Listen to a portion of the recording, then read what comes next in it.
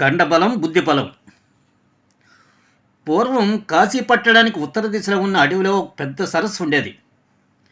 దాని పేరు చంద్ర సరస్సు.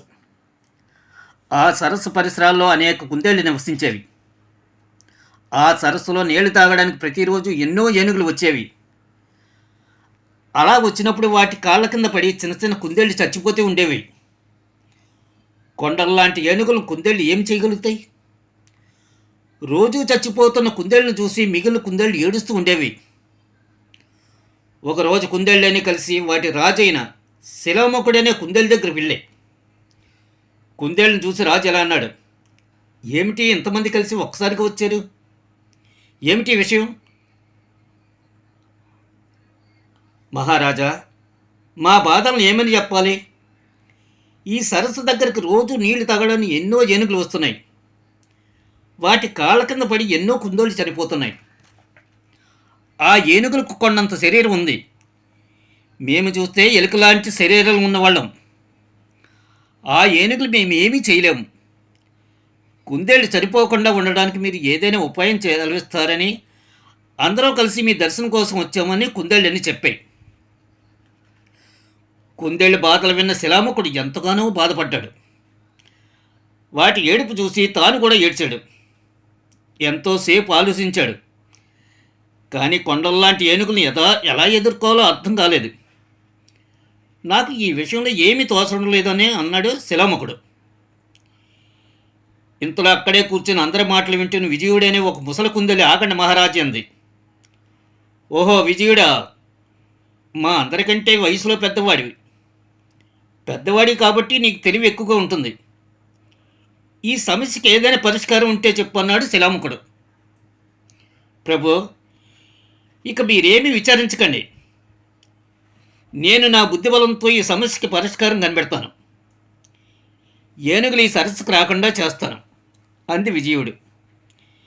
విజయుని మాటలు విని అటు కుందేళ్ళు ఇటు రాజు శిలాముఖుడు ఎంతో ఆనందించారు.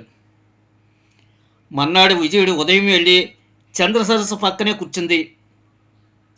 ఏనుగుల రాక కోసం ఎదురు చూస్తూ ఉంది. కొంతసేపటికి తర్వాత ఏనుగుల గుంపు చంద్ర సరస్సు దగ్గరకు వచ్చింది. ఏనుగుల రాజు ముందుగా సరస్సులో దిగి స్నానం చేయడానికి వెళ్తుంటే, గజరాజు ఆగు, చంద్ర సరస్సులో అడుగు పెట్టుకు అని విజయుడు గట్టిగా అన్నాడు. ఆ మాటలకు ఒక్కసారిగా ఏనుగుల రాజు ఆగిపోయి చుట్టూ పరికరించాడు. ఆ మాటలు అన్నదో ఎవరో అని వెతికాడు. కొండపై కూర్చున్న కుందేలు కనిపించింది. ఓరీ సుల్ట, నా తోకంత లేవు, నీవా నన్ను అడిగించేది? ఎవడ నీవు? ఇక్కడికి ఎలా వచ్చావు? నన్ను ఈ సరస్సులో రాకుండా వద్దనడానికి నీకెంత ధైర్యం అని ఏనుగుల రాజు కోపంగా ప్రశ్నించింది. ఓయి గజరాజా, విను, నేను విజయుడను. చంద్రుడు మాకు మహారాజు.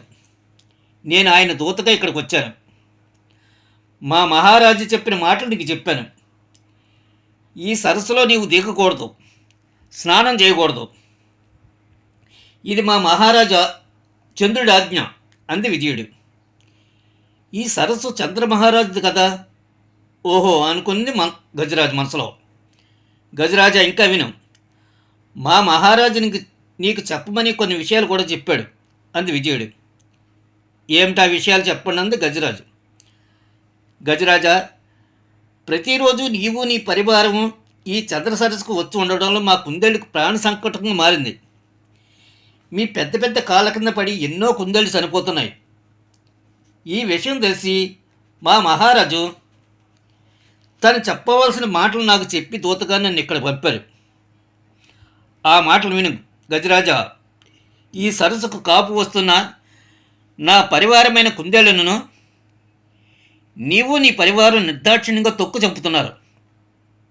నాకు నీ మీద పట్టడానికి కోపం ఏర్పడింది.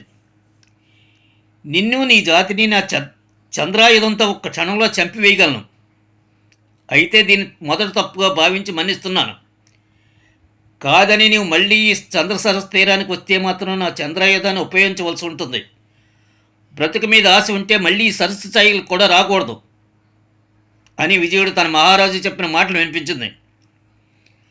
బ్రతుకు మీద ఆశ ఉంటే అనే మాటలు విన్న గజరాజు వణికిపోయాడు. మహారాజు తలుచుకుంటే ఏమైనా చేయగలడని భావించింది. అయ్యా దూతగారు, మీ మహారాజుకు నా నమస్కారములు. ఇది నేను తెలియక చేసిన తప్పు. మీ మహారాజు ఆజ్ఞాపించేటట్లుగానే నేను ఇక ముందు ఈ చంద్ర సరస్సుకు రావడం మానేస్తాను. నన్ను క్షమించమని మీ మహారాజు గారికి తెలియజేయండి. ఇక ముందు నా మీద ఆగ్రహించవద్దని చెప్పండి అని దూతతో గజరాజు విన్నవించుకుంది. సరే, మొదటి తప్పుగా భావించి నిన్ను మన్నించమని చెప్తాను. సాయంత్రం చంద్రోదయం అవుతుంది. మా మహారాజు దర్శనం చేసుకో వెళ్ళంది విజయవాడ. మర్నాటి నుండి చంద్ర సరస్సు స్థాయిలకు కూడా రావడం మానేసే ఏనుగులు.